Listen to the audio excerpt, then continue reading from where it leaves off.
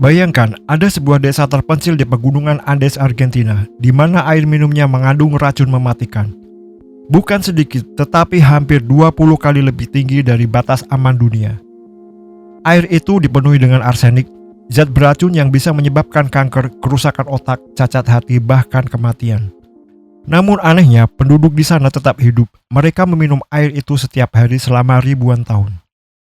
Dan yang lebih mengejutkan, tubuh mereka tampaknya telah berubah. Mereka mengalami evolusi genetik untuk bertahan dari racun arsenik. Inilah kisah luar biasa tentang suku Andes, dan bagaimana alam mungkin mengubah DNA manusia demi bertahan hidup.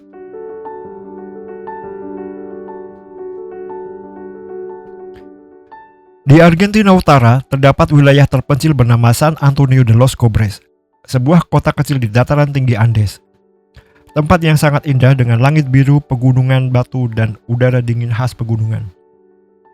Namun tersembunyi di balik keindahan itu ada ancaman mematikan. Air tanah di wilayah ini mengandung arsenik alami dalam jumlah sangat tinggi. Arsenik yang berasal dari batuan vulkanik di bawah tanah.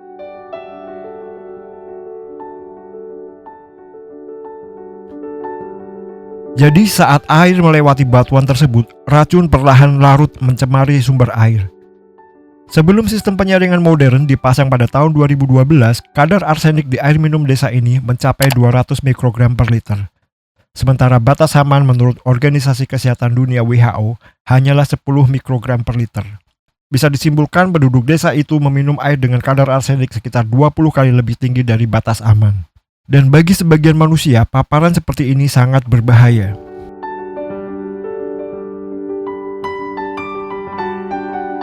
Arsenik bukan racun biasa. Zat ini sangat berbahaya bagi tubuh manusia. Paparan jangka panjang dapat menyebabkan kanker kulit, kerusakan hati, gangguan saraf, penyakit jantung, hingga kematian dini. Bahkan dalam beberapa kasus, arsenik bisa menyebabkan cacat lahir pada anak. Karena itu, para ilmuwan sangat bingung. Bagaimana masyarakat Andes tetap bertahan hidup di sana selama ribuan tahun. Wilayah ini sudah dihuni setidaknya 7.000 tahun. Bahkan beberapa bukti menunjukkan manusia telah tinggal di sana selama lebih dari 11.000 tahun. Generasi demi generasi telah meminum air beracun yang sama dan perlahan tubuh mereka mulai beradaptasi.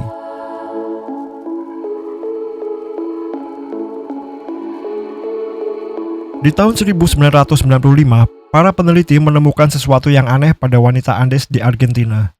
Tubuh mereka ternyata memproses arsenik secara berbeda dibanding manusia biasa. Normalnya, saat arsenik masuk ke tubuh manusia, tubuh akan mencoba memecah menjadi bentuk lain agar bisa dibuang melalui urin. Masalahnya dalam proses itu muncul zat perantara bernama MMA. Dan zat inilah yang sangat beracun. Namun penduduk Andes tampaknya menghasilkan lebih sedikit MMA. Sebaliknya, mereka menghasilkan lebih banyak DMA, bentuk arsenik yang jauh lebih aman dan mudah dikeluarkan tubuh. Tubuh mereka lebih efisien dalam menangani racun. Penemuan ini membuat para ilmuwan penasaran, apakah kemampuan ini diwariskan secara genetik? Tahun 2015, sekelompok ilmuwan dari Universitas Uppsala, Swedia melakukan penelitian besar. Mereka mengambil sampel DNA dari 124 wanita di San Antonio de los Cobres, kemudian mereka membandingkan DNA tersebut dengan populasi lain di Peru dan Kolombia. Hasilnya sangat mengejutkan.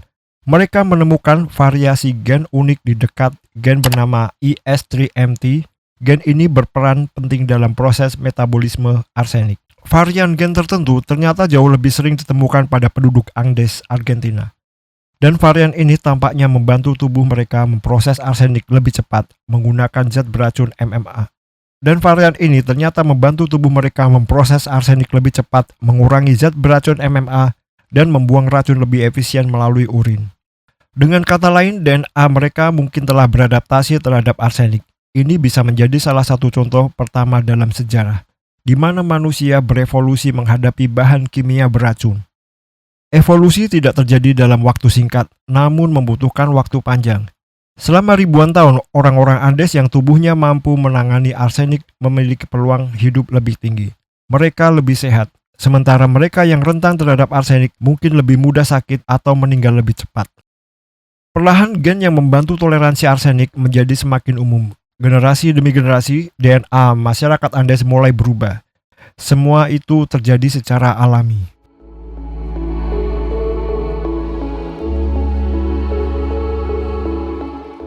Banyak orang berpikir evolusi manusia sudah berhenti, namun penelitian ini menunjukkan hal sebaliknya.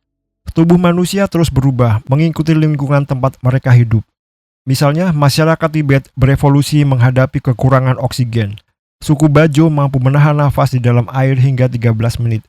Dan masyarakat Andes Argentina mungkin berevolusi untuk menghadapi arsenik. Ini menunjukkan satu hal yang luar biasa. Manusia adalah makhluk yang sangat adaptif. Tubuh kita terus belajar bertahan, bahkan di lingkungan paling ekstrim sekalipun. Bahwa terkadang evolusi tidak hanya menciptakan manusia yang lebih kuat, tetapi juga manusia yang mampu hidup di tempat yang seharusnya mustahil.